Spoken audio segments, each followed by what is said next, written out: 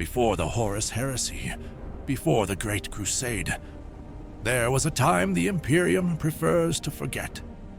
An era when Terra was a hellscape ruled by techno-barbarians. An era when the Emperor walked among men not as a god, but as a warlord. This is the story of the blood on which the Golden Throne was built. The story of the Thunder Warriors who were betrayed. The story of the Primarchs who were stolen, and the terrible price that was paid for the dream of unity. Listen closely, for in the grim darkness of the past, truth is the first casualty of war. The age of miracles is dead. Terra is rust. Radiation, dust. But across the Ethiopic plateau, a new sound rises. Not the scream of mutants, not the roar of engines. Boots, heavy, rhythmic, thunderous. The Emperor's shadow is growing long, and it is cast by giants of iron and rage. Terra was not a planet. It was a battlefield, and only madmen ruled it. For thousands of years, techno-barbarian warlords tore the world apart with relics from the dark age of technology. The sky was purple, choked by chem smog, filled with the ash of 1 billion dead. The Emperor did not see a graveyard. He saw an opportunity. He did not need a scalpel. He needed a sledgehammer. Something that could break the Urals, crush the Pan-Pacific Empire, erase the warlords from history. Beneath the Himalayas, in lightless vaults, gene alchemists worked. No sunlight, no air, only the hum of ancient machines and the smell of blood and antiseptic. They were not trying to create perfection. Perfection was slow. Perfection was fragile.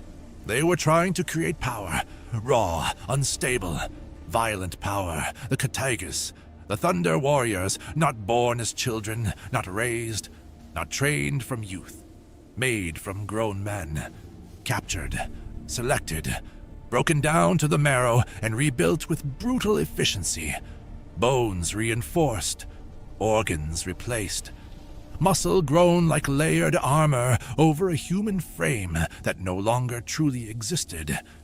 They did not sleep for long. They did not heal correctly. Their bodies burned through themselves like engines running beyond a red line. Bigger than Astartes, wider, heavier, monstrous in silhouette, stronger than anything that would come after, and far less stable. Their minds were scarred by the process. Their rage was not a flaw, it was the design. They were not built to survive peace. They were built for a war that would leave no survivors, a war where collateral damage did not matter, where cities were obstacles, where entire populations were acceptable losses. Because the Emperor did not need soldiers, he needed a natural disaster with a heartbeat. And the vaults opened, and the first legions marched, not in parade, not in formation, but like a landslide of armored flesh and iron. The Iron Lords, the Lightning Bearers, their footsteps cracked old asphalt.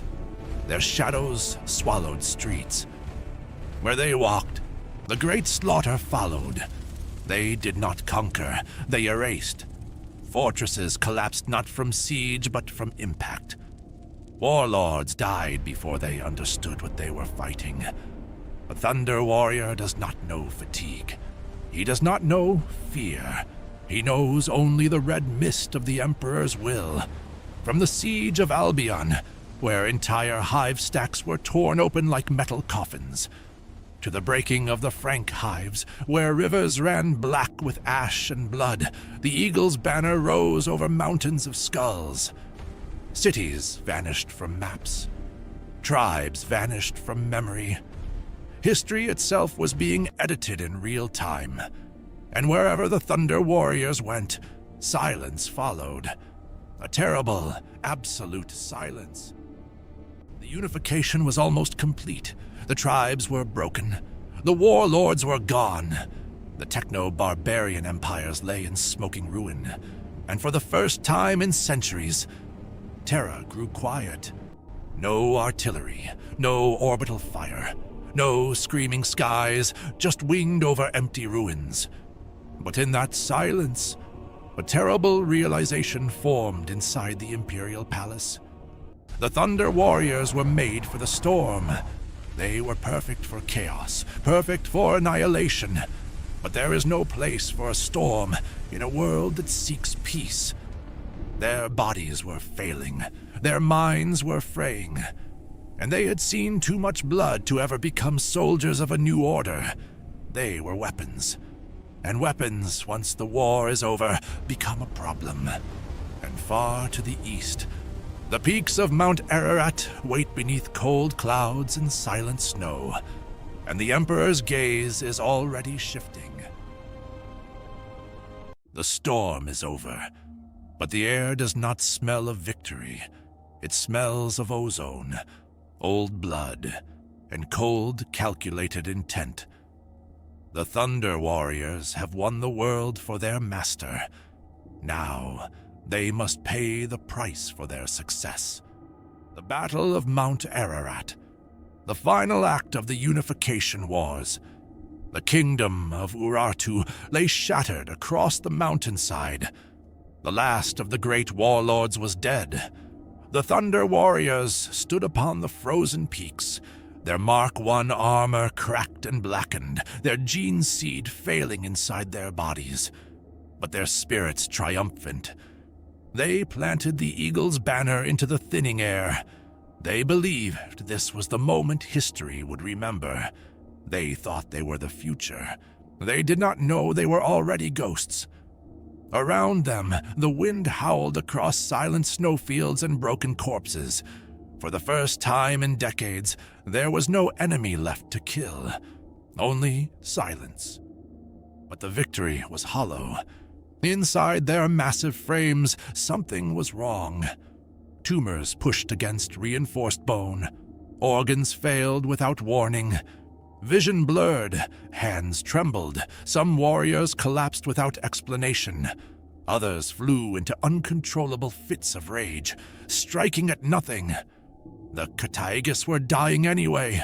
They could feel it. They spoke of it in low voices, like veterans who knew their war had lasted too long.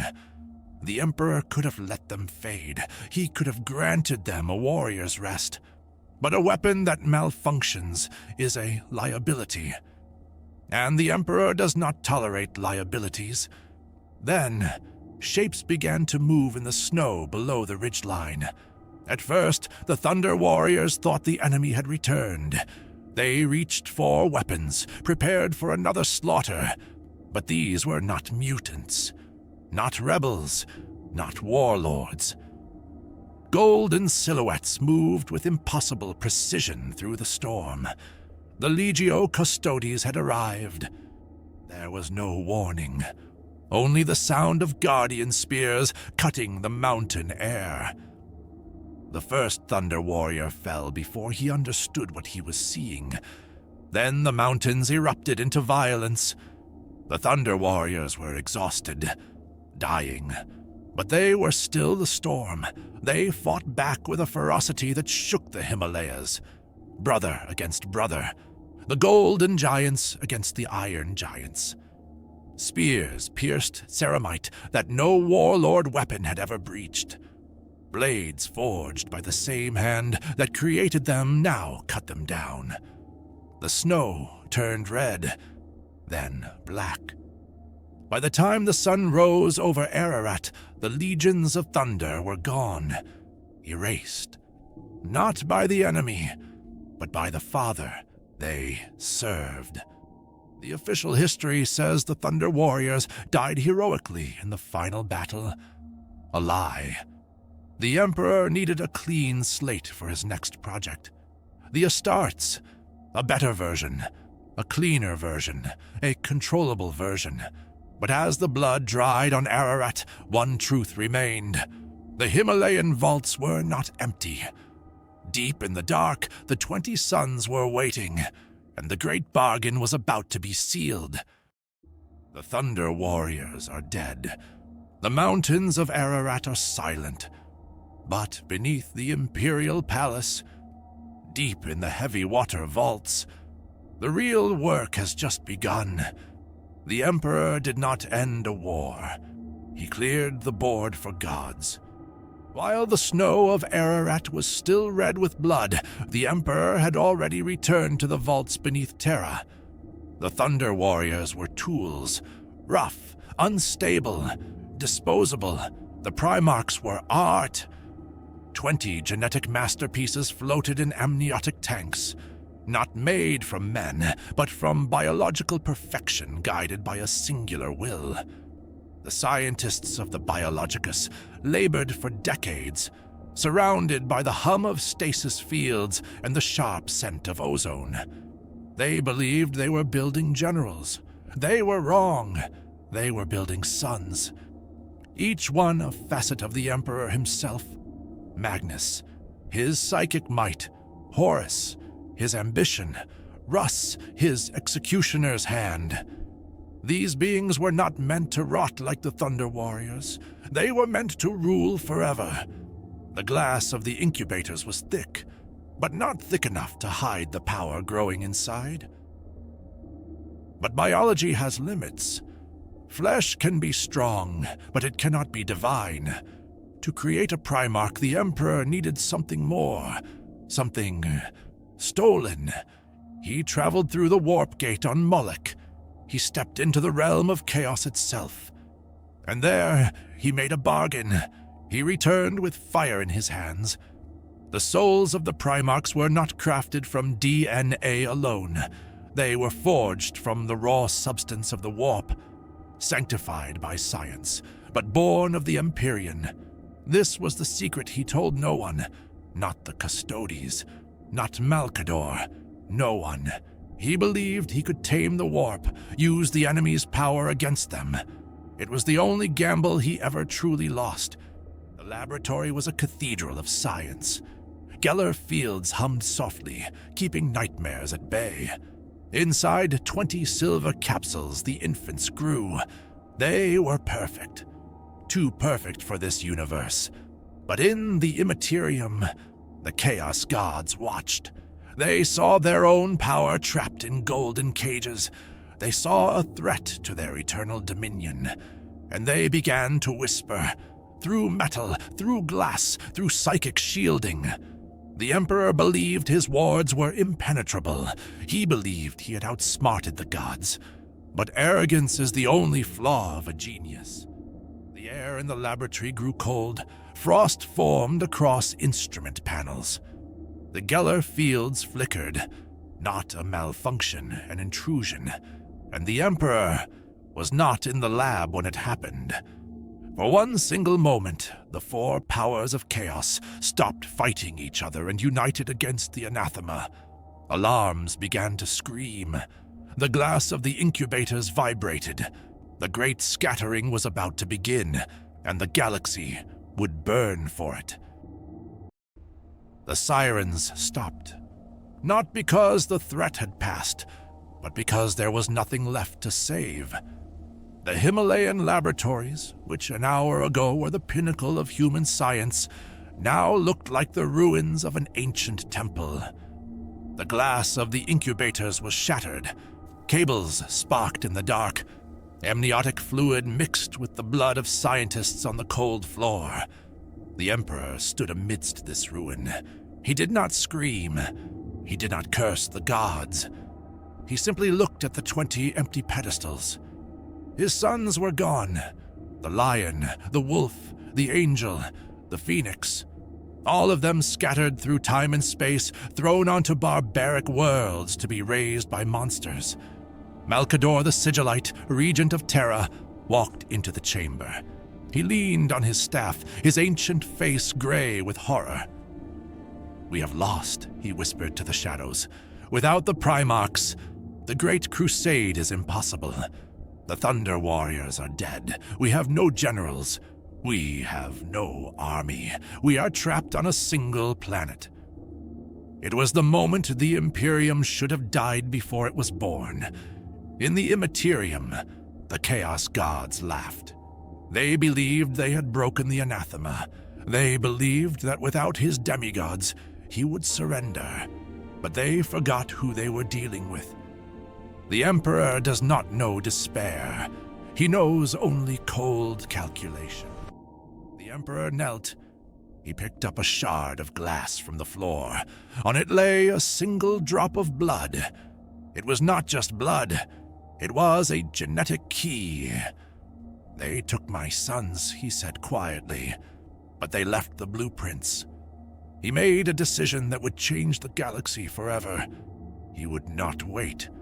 He would not spend years searching the void while humanity rotted in the dark. He would build a replacement. He ordered the opening of the reserve vaults of the Adeptus Biologicus. He took the pure gene seed samples, the legacy of each of the 20 lost sons, and he began mass production, not individual masterpieces, not gods, but soldiers. He took thousands of human boys from the tribes of Terra. He broke their bodies and rebuilt them in the image of the lost Primarchs. He implanted 19 gene-crafted organs. He gave them 2 hearts, so they could endure the horror of the wars to come.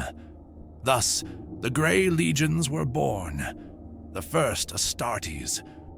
They marched out of the laboratories in silent columns, thousands of warriors, all identical, all clad in unpainted gray ceramite armor. They had no names like Ultramarines or Space Wolves. They had no heraldry. On their pauldrons there was only one symbol, the ancient thunder sigil of unity. They were a pale shadow of their fathers, weaker than the Primarchs, less refined than the Custodes. But there were many of them, and they knew no fear. Melchador looked at them with doubt. "They are children," he said, "orphans you are sending to die."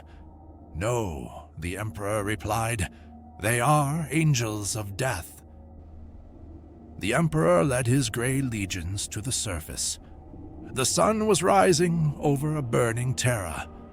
He addressed them not as a father, but as a warlord. "Your fathers are lost among the stars. You are the sword with which I will carve a path to them. You will know no peace. You will know no rest. You will conquer world after world until we find every one of the 20. The Thunder Warriors were the hammer that broke the chains of Terra.